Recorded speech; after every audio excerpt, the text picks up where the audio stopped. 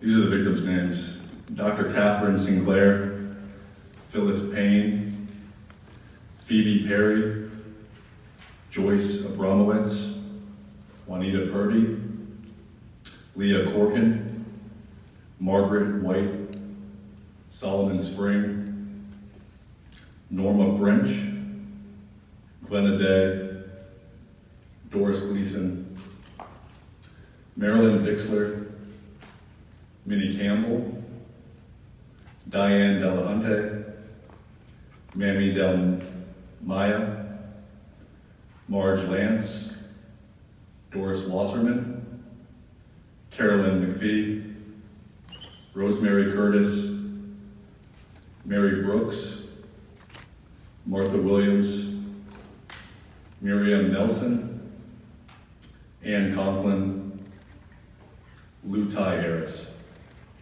So why are we here today? Because of a series of tragic events. There are 6 homicide indictments regarding residents of the Tradition Prestonwood in Dallas that occurred between July 18th and October 15th, 2016. At the time, management and employees knew a stranger was roaming the halls. There were unattended deaths with robberies. My mother, a resident, and our family, we were unaware of this activity. On Sunday, October 30th, 2016, she was not sitting on the bench waiting for me to take her to church. I parked the car. I went to her apartment. The Sunday paper was outside the door. I was surprised to find that the door was unlocked. I entered and called Mama's name. A staff member followed me in, and then the nightmare began. I saw Mama on the floor. The staff member checked and said she's gone. For 1 hour, I thought my mother had passed peacefully. When the funeral home came for the body, I asked for the jewelry. A beloved guardian angel necklace was missing. Cash and other jewelry were missing. The police came, fingerprints were taken, an autopsy was ordered. A resident shared with me while I was there that a similar occurrence had happened recently. We asked management about it. Oh, they said, paramedics are being investigated. A month later, we spoke with management again. We thought at the time Mama had died naturally and someone had come in and taken the jewelry off of her cold, dead body, along with other valuables and cash. We asked them, what are you going to do to make Mama's friends safe? The response, we have no evidence anyone entered the apartment. We now know the truth. Mama was the 7th homicide. If only we had known. If only we had known a stranger was roaming the halls. If only we knew there had been unattended deaths with robberies. If only we had the opportunity to tell them, don't open the door unless you know who is on the other side. Everyone here standing with me has a story. There are similarities, but they're each unique. This is why legislation is needed, to protect current and future generations. On Monday, March the 8th, 3 bills were introduced in the Texas House and Senate with bipartisan support. One bill creates a statewide voluntary safety and security certification program. Independent living establishments will be rated on security standards such as background checks, monitoring visitors, and cooperating with law enforcement. This provides a way for families to have verified information and not having to rely solely on their advertising. Another bill holds senior living communities liable when they are dishonest and negligent. And forced arbitration clauses in lease agreements will no longer be allowed. The last bill will enforce current laws on cash for gold shops. They will be subject to surprise inspection, making sure customers identify themselves and keep records of purchase as they should be doing now. If they do not, they may lose their rights to do business in Texas. Who knows? With proper records, I may have found Mama's guardian angel pendant. that matches the one I wear.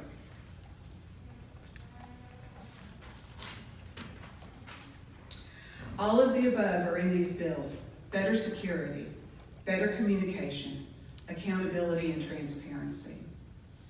We are telling businesses to do the right thing for our loved ones voluntarily. If there had been open discussion about criminal activity occurring in the senior establishments, if gold shops had records of the jewelry the murderer sold to them, we wouldn't be standing here today still mourning. Secure our senior safety was found out of love and respect for those we've lost. This is not about me or those you see standing here with me. This is about the legacy of our loved ones. They were vibrant, productive, involved contributors to all they loved and cherished. Their deaths are not the end of their legacy. We believe they are watching over us as we work to protect the seniors living now and for generations to come. As with each family member here, we don't want to be here. Many people from all walks of life are determined to see tragedy result in good. We have shared stories and we have shared tears.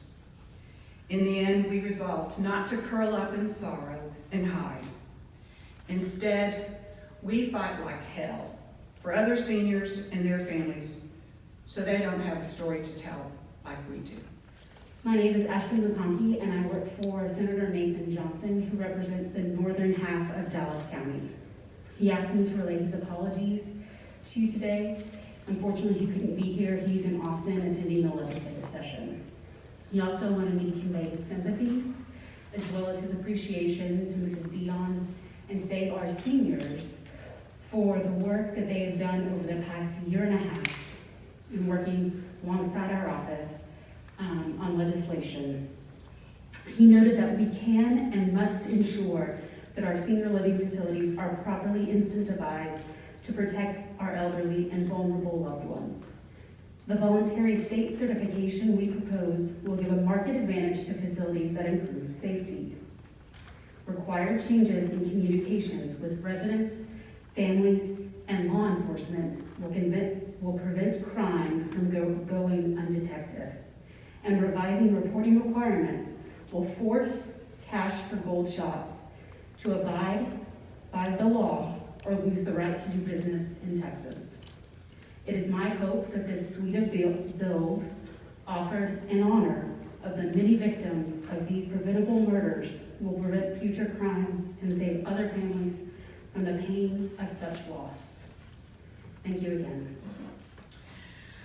We are privileged today to welcome Mr. Cliff Harris, former Dallas Cowboy. The NFL recognized Captain Crash for his talent last year with induction into the Pro Football Hall of Fame. Presently, Cliff is a principal with Energy Transfer.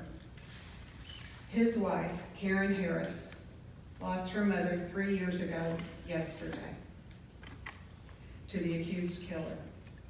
Mr. Harris, God bless him, is here to lend his unwavering support for this suite of legislation. Good afternoon, everyone, and I've had a moment to come up here and visit with these families and unexpectedly visit with them and bring back such tragic times and horrific moments, and it upset me a lot and about the injustice that was done. I've been a very fortunate and blessed guy in my life, but what happened to my mother-in-law 3 years ago was the worst thing I've ever experienced. My wife still has nightmares. On Wednesday, March 7th, the murderer knocked on her door. A grocery delivery person had just left. She thought they must have forgotten something. She was on her mobile phone and said, "It's open, come in." I could just hear her say that. She was on edge immediately because it was not the delivery person.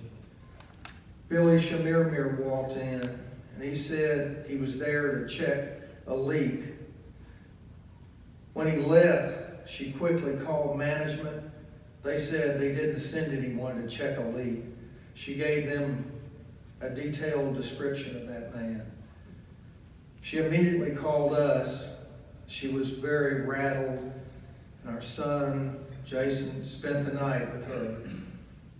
Then, on Friday, March 9th, 2 days later, that same man she described to the property management came back and killed her.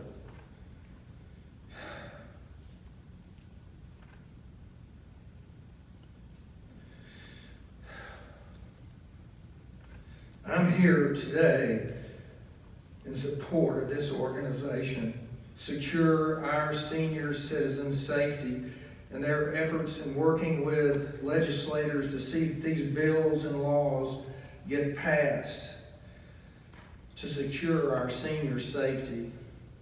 We want senior living establishments and cash for gold and business to be accountable and transparent.